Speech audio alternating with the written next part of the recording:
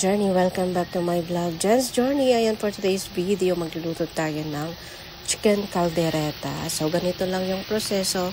Simple lang guys, no? So, although incomplete yung mga ingredients ko. Pero, ito lang yung meron. So, ito lang yung kontento na tayo kung anong meron, diba? So, tayo lang naman yung kakain. And, syempre, tinry ko na muna yung potato at saka yung carrots.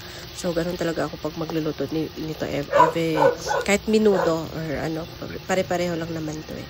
So, pinapry ko lang yung potato at saka yung carrots bago natin siya igisa mamaya para hindi na masyadong matigas. Of course, ito na yung chicken natin. Syempre, magpa-fry tayo ng onion kasi walang garlic. So, makontento tayo sa onion. Syempre, hindi ko nakala na hindi pa pala mainit yung mantika. Kaya, so, pero nilagay ko rin, pasasaan ba't maiinit din yan. Pupunta din yan doon. O, diba? So, ipa-fry lang natin yung onion. And shoutout nga pala sa mga to all subscribers and viewers na palaging andyan. Syempre, shoutout especially the Jir, Piljap, and of course, Mrs. all the way from Japan. Sa lahat ng ka-journey team Sugon. And syempre, ito, uminit na talaga siya. No choice talaga siya, kundi ang uminit. So, fry lang natin yung onion. And, ayan, fry lang natin until mag-golden brown at lalabas yung aroma niya. Syempre, simple lang yung pagkaluto natin kasi hindi naman to paninda. So, ayan. O, diba? So, maya-maya yan, ilalagay na natin yung chicken. So, yung chicken ko pala, minarinate ko na yan. May soy sauce, suka, tsaka magic. Ayan. So, fry na natin siya. So, itong chicken na to mabilis lang to maluto. Kasi ito lang yung pang lechon manok na chicken. So, malambot, no? Hindi kailangan matagal pakuluan. So, hindi pa fry lang natin hanggang lumabas yung stalks niya. Ayan. And maya-maya lagyan natin ng pampalasa. So, ayan. Lumabas na yung yung chicken stock. Ayan. So, later on, lalagyan na natin ng pampalasa. Ayan. Easy lang kasi ito lutuin, guys. So, although late na akong nagluto ngayon kasi for dinner to. And so, ayan. O, diba lagyan natin ng magic sarap. And of course, oyster sauce. And, ayan, isang oyster sauce lang. So, hindi ako tumikim. Mamaya na ako titikim kung anong lasa. Tapos, halo-halo lang natin. Just, nilagyan ko na rin yan ng salt.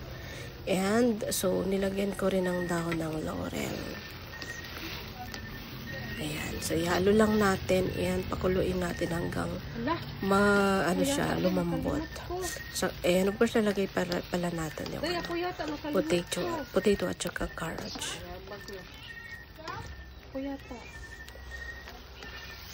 Ayan, so, i-mix lang natin. Ayan, para ma-absorb niya yung pampalasa na nilagay natin. And, ayan. Tapos, ilalagay na natin yung carrots at saka potato. Yung pagkat ko pala parang minudo, no? So, sinadya ko yan, guys, para mabilis siyang lumambot. So, kasi ang potato is matigas. So, minaliit ko na siya. Ang liit ng pagkakat ko para magluto ko ng minudo. Para mabilis lang siyang maluto. Ayan. So, iboboy lang natin siya ng, I think, 10 minutes. So, malambot na yan. Ayan, saka natin lagyan ng flour or cornstarch. So, ayan, nagdagdag ako ng soy sauce kasi parang kulang yung lasa niya. So, lagyan natin siya mamaya ng flour kasi wala akong cornstarch. Wala naman kayong cornstarch. Pwede namang flour. Optional naman yun kung anong gusto nyo. At kung anong meron sa kusina nyo. So, mamaya lagyan ko din siya ng food coloring para may kulay yung buhay. So, ganon. O, diba? I-mix lang natin hanggang maghalo-halo sila lahat.